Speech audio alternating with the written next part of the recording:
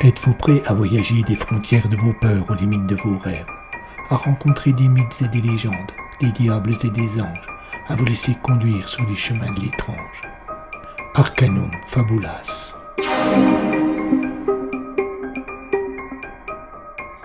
Saison 2.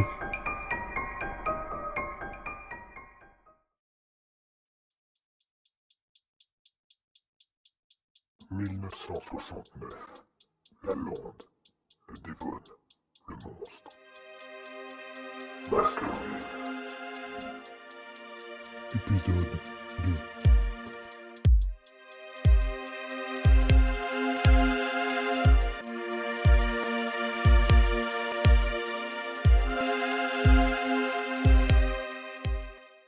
Bien que les nuages eussent pour un temps déserté le ciel, la lune ne parvenait pas ce soir-là à caresser la lampe de sa lumière.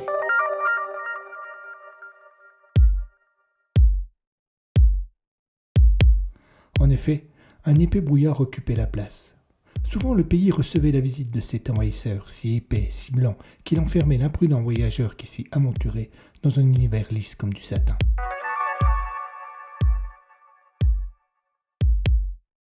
Les soirs où ce phénomène se produisait étaient d'ailleurs appelés par les habitants les nuits de satin blanc. Toutes les légendes naissaient au creux de ces nuits-là, toutes les peurs y habitaient et tous les mystères s'y réfugiaient. Pas étonnant donc que la bête y fût si à l'aise.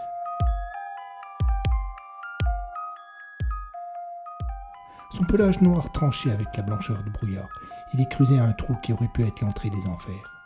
Grâce à son odorat, la bête se déplaçait dans cet univers opaque sans aucune difficulté. Ne voyant pas, elle sentait. Elle écoutait également, et une petite mélodie sifflotée va lui caresser les oreilles.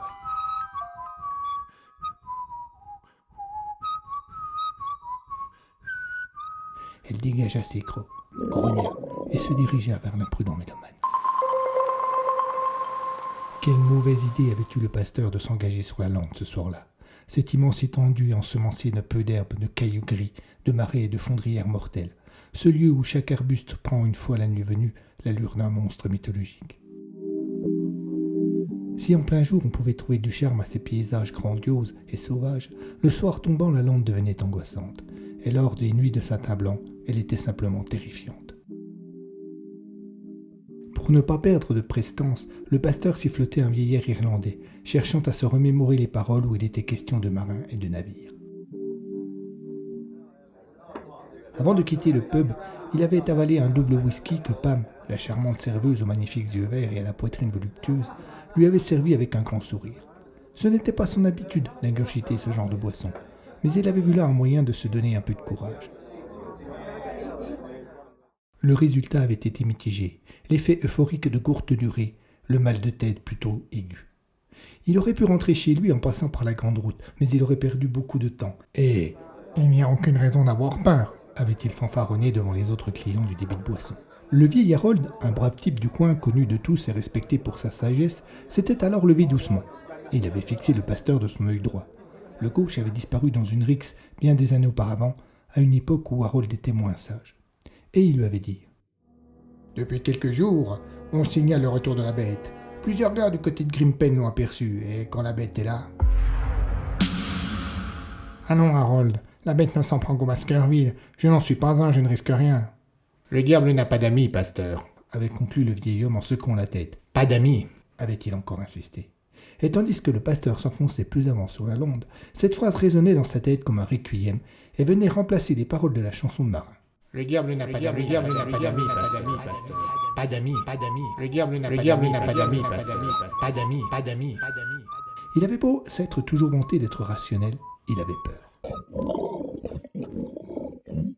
Il y eut juste un grognement, un léger courant d'air, et le monstre fut devant lui, énorme, son pelage noir hérissé, ses crocs blancs menaçants et son regard rougeoyant. La bête avançait lentement sur le pasteur tétanisé, prenant le temps de savourer la peur qu'elle inspirait. Et le pauvre homme n'avait que deux phrases en tête. La première rassurante. « Je ne suis pas un Baskerville, je ne risque rien. » La seconde, effroyable. « Le diable n'a pas d'amis, pasteur. Pas d'amis, pas d'amis. » Combien de temps tout cela dura-t-il ? Impossible à dire. Bientôt le chien ne fut plus qu'à un pas de l'homme. Ce dernier ferma les yeux et l'animal prit une grande inspiration. Le pasteur attendait.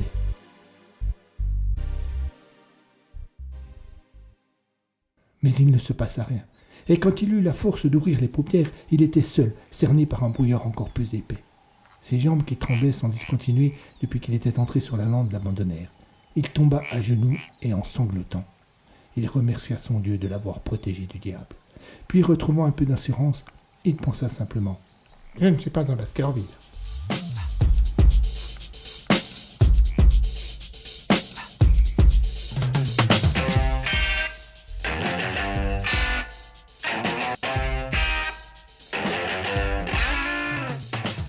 L'ambiance au manoir de Baskerville était toujours feutrée et intemporelle. L'histoire de la famille s'inscrivait dans chaque bibelot, sur chaque peinture accrochée au mur et même dans les tapis posés au sol. Le feu dans la cheminée éclairait le grand salon et venait réchauffer les larges fauteuils en cuir à l'assise profonde et au dossier haut.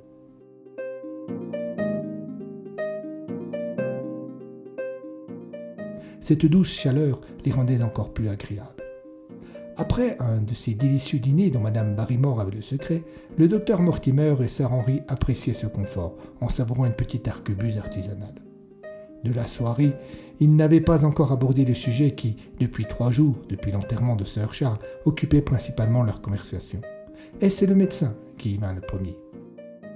« Avez-vous entendu parler de la mésaventure du pasteur ?»« Allons bon, » répondit Sir Henry partagé entre l'amusement et l'agacement. « Nous n'allons pas revenir là-dessus.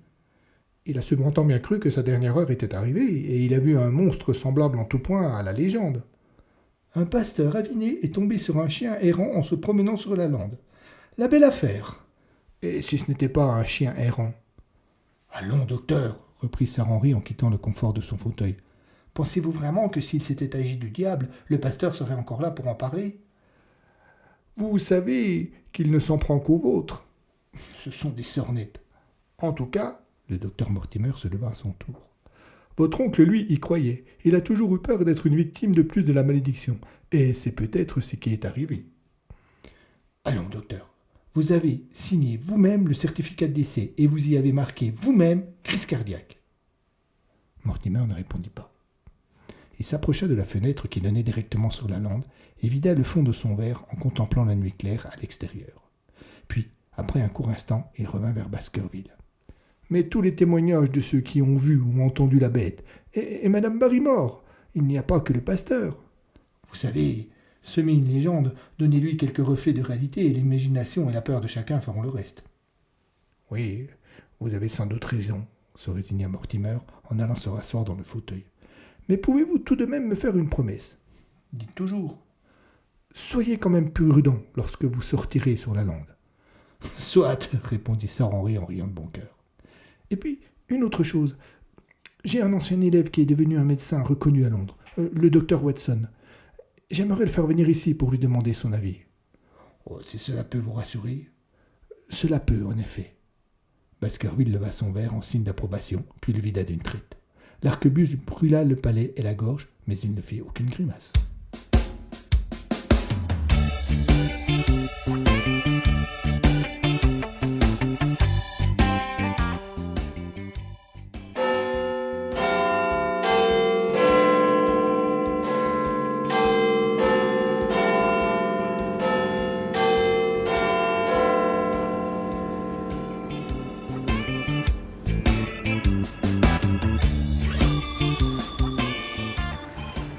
Londres était gris.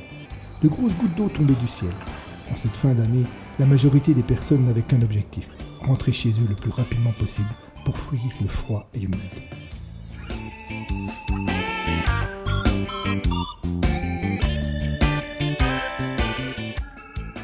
Les artères principales de la ville s'emplissaient des bruits de klaxons des voitures prises dans la circulation, et de nombreux piétons se hâtaient sur les trottoirs à la recherche de la bouche de métro ou de l'arrêt de bus le plus proche. Assis à l'arrière d'un cab typique de la capitale anglaise, le docteur John Watson parcourait pour la 100e fois un courrier qu'il avait reçu le matin même d'un de ses anciens professeurs installés dans le dépôt.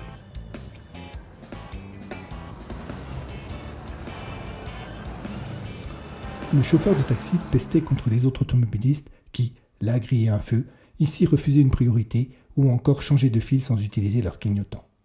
Prenant soudainement conscience de sa virulence, le brave homme crut bon de s'excuser. « Je suis désolé, monsieur, je m'emporte un peu. »« Pardon ?» répondit Watson, qui, absorbé par sa lecture, n'avait pas fait attention aux réactions du chauffeur. « Mais c'est l'enfer de conduire dans cette ville !» poursuivit ce dernier comme si son client n'avait rien dit. Le taxi s'engagea dans Baker Street sans mettre son clignotant. Une grosse voiture noire derrière lui pila et klaxonna. « Ta gueule !» hurla le chauffeur avant de s'excuser de nouveau auprès de Watson, puis d'arrêter son véhicule au pied d'une grande bâtisse victorienne. « Nous y sommes, monsieur !» Le docteur tira de sa poche un billet et le tendit à son aimable conducteur en l'invitant à garder la monnaie. Il rangea la lettre dans la poche intérieure de son impair et sortit sous la pluie sans se presser, comme s'il avait pu tirer un honneur quelconque à défier les éléments.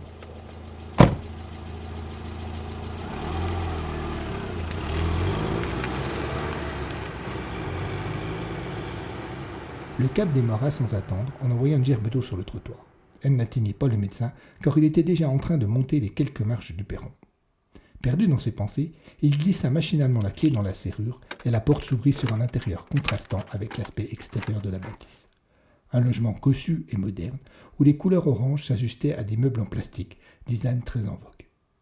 John Watson accrocha son impair sur un perroquet placé dans le coin de l'entrée, enleva ses chaussures et enfila une paire de charentaises certes peu esthétiques, mais ô combien confortables. Il traversa le salon et entra dans la cuisine où une dame de certain âge, aux cheveux gris enfermés dans un chignon, s'occupait devant les fourneaux. Le médecin parut surpris.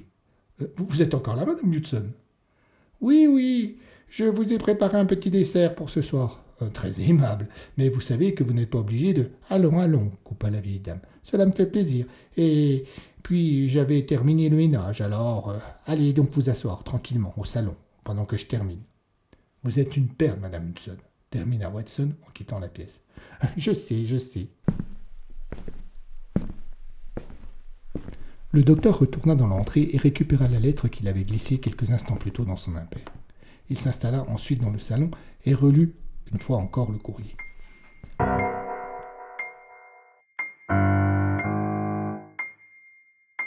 Mon cher docteur Watson, ce n'est pas à l'élève que j'ai eu le plaisir de former il y a quelques années que j'écris aujourd'hui, mais au médecin reconnu qu'il est devenu. Je suis bien conscient, cher collègue, du scepticisme que ce courrier va susciter chez vous. Aussi, je vous demanderai de faire abstraction pour un instant de l'esprit cartésien que je vous ai toujours connu et de vous en remettre à mon récit. Comme vous le savez sans doute, j'ai quitté depuis quelque temps Londres et son agitation pour exercer ma profession dans le Devon, une région peuplée d'autant d'habitants que de légendes et où ces dernières prennent parfois, souvent, des accents de réalité. Parmi mes clients, j'avais le bonheur de compter Sir Charles de Baskerville, un lord dont la famille est présente dans la région depuis plus de 3 siècles. Malheureusement, le pauvre homme est mort il y a 15 jours, dans des circonstances mystérieuses qui me laissent à penser qu'il était victime d'une malédiction qui frappe les siens depuis plusieurs siècles. Voilà, la phrase est lâchée, et je devine le doute qui vous assaille. Je ne nie pas qu'il me travaille moi aussi, et pourtant j'ai un terrible pressentiment et quelques indices pour l'étayer. Je vous invite à me rejoindre au château de feu Charles Baskerville, où je vous exposerai les faits et où le médecin que vous êtes sera peut-être en mesure de me donner une explication rationnelle à la mort de mon ami. Dans l'attente, professeur Mortimer, le 3 octobre 1969.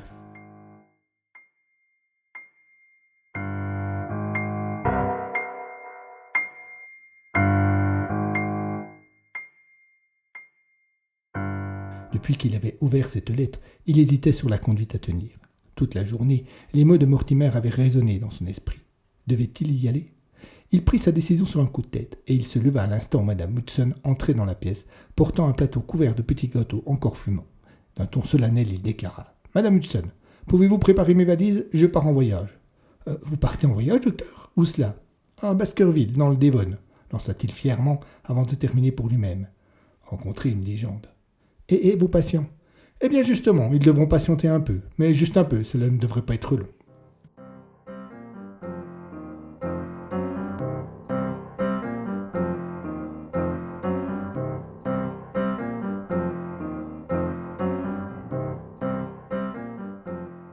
Le mardi 7 octobre 1969 était encore un jour gris. Bien que l'humidité ambiante fût importante et le froid agressif, il ne pleuvait pas. Et pour les habitants du coin, ce n'était pas une si mauvaise journée que cela. La bête n'était pas réapparue. Elle s'en était retournée dans le monde des légendes et des mythes, et on parlait plus du prochain match de rugby qu'allait disputer le club local de Princeton que de la malédiction des Baskerville ou de la mort de Sir Charles que la plupart pensaient accidentelle.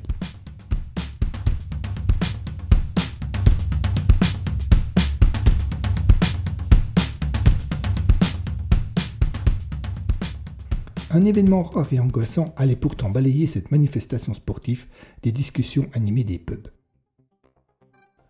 Passant sans problème par-dessus les hauts murs de la terrifiante prison du Dartmoor, située au nord de Princeton, à la limite entre la lande et la civilisation, une rumeur se répandit sur la lande en moins d'une heure. Quand elle fut confirmée par les autorités locales, une peur bien plus palpable que celle qu'avait suscité l'apparition sporadique du chien maudit s'empara de la localité. Répondant aux sabettes de sécurité lancées par la station de radio locale, les maires firent rentrer leur progéniture. Toutes les maisons furent fermées à double tour, des sirènes de police se firent entendre et l'on vit plusieurs véhicules des forces de l'ordre traverser la ville à toute vitesse.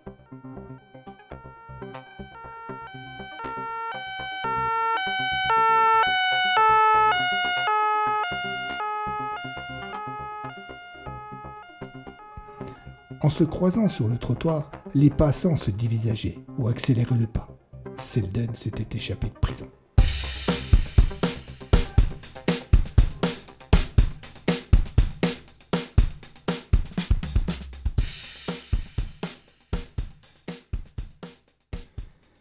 L'histoire remontait à une petite quinzaine d'années. Le pays avait connu alors 3 agressions qui avaient fait naître une terrible psychose dont les traces étaient encore visibles aujourd'hui.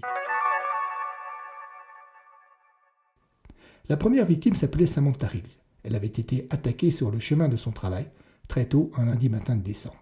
On l'avait retrouvée en pleurs, déambulant à moitié nue dans la neige et incapable de donner la moindre description de l'auteur des faits. Martha Stelling, elle, était une touriste venue le temps d'un week-end découvrir les richesses du Devon.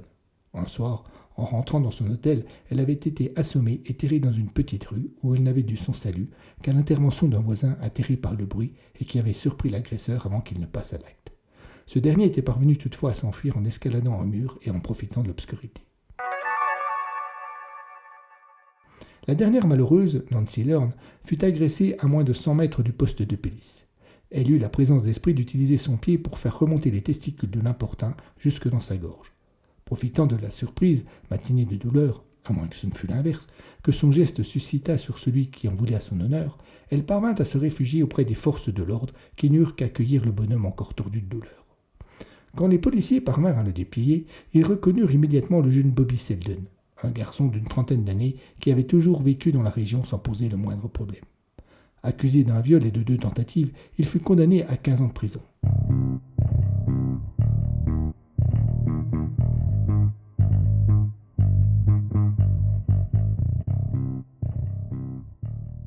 Mais au lieu de se tenir tranquille et de se faire oublier, Bobby jouait les andouilles. Indiscipliné, pour ne pas dire rebelle, il s'en prit plusieurs fois à ses co-détenus et blessa même assez grièvement un gardien qui tentait de s'interposer dans une rixe. Il fit une tentative d'évasion infructueuse et mit le feu à sa cellule. Il fit tant et si bien que sa sortie fut repoussée au calendes grec.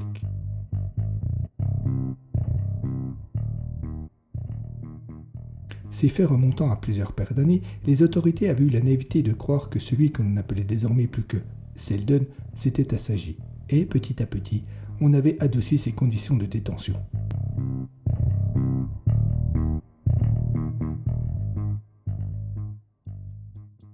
Ce matin-là, il en avait profité pour se faire la belle.